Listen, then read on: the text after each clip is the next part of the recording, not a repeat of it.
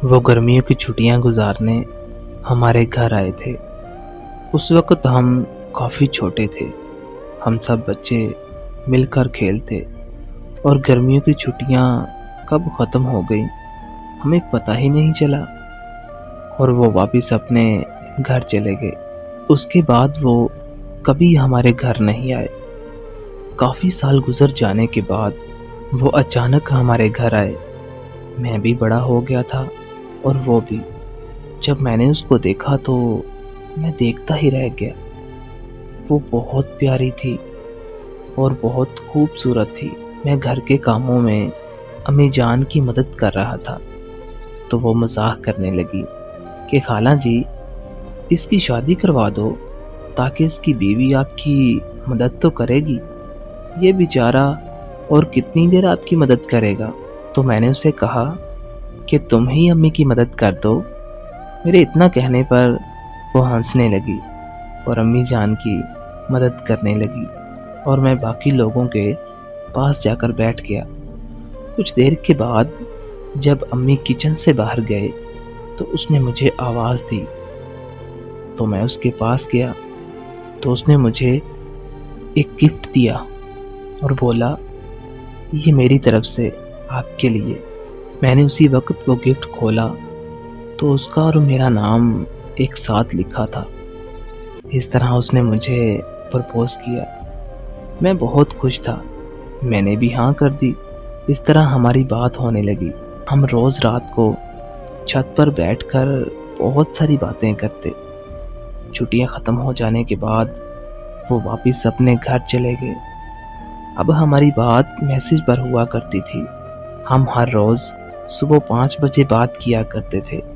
اس نے اسکول جانا ہوتا تھا اور میں نے کالج۔ ہم 2 گھنٹے بات کرتے تھے اور پھر وہ اسکول چلی جاتی اور میں کالج۔ اسکول سے آتے ہی وہ مجھے بتاتی کہ میں اسکول سے آ گئی ہوں۔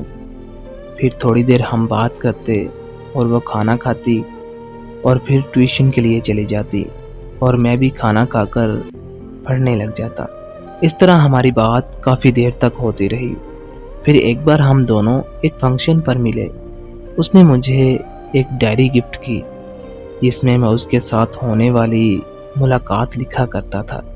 ہم دونوں ایک دوسرے سے بہت پیار کرنے لگے تھے، لیکن پھر اچانک اسے پتہ نہیں کیا ہوا، وہ مجھ سے دور ہونے لگی۔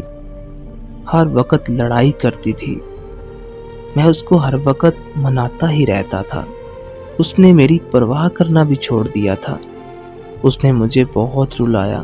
ساری رات میں اس سے بات کرنے کے لیے روتا رہتا۔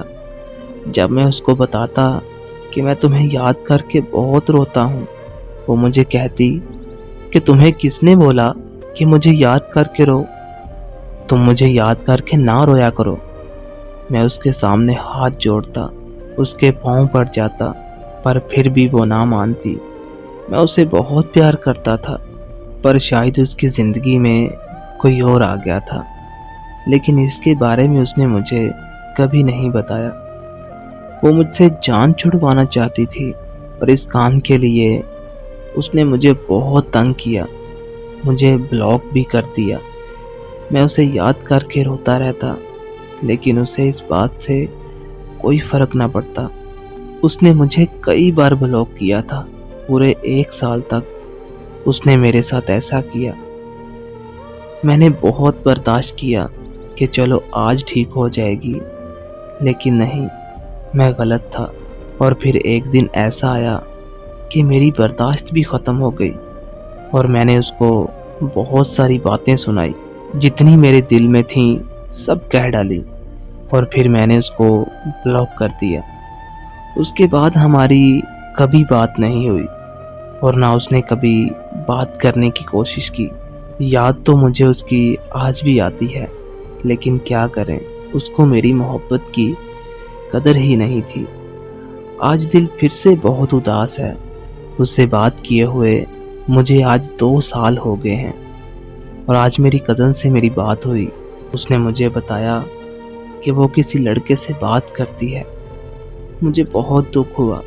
میں سوچتا ہوں کہ میں نے اس کے ساتھ تو کچھ بھی غلط نہیں کیا تھا، لیکن اس نے میرے ساتھ ایسا کیوں کیا؟ اگر اس کی زندگی میں کوئی اور آ گیا تھا تو وہ مجھے بتا دیتی، میں اس کی خوشی میں ہی خوش ہو جاتا، لیکن اس نے مجھے نہیں بتایا۔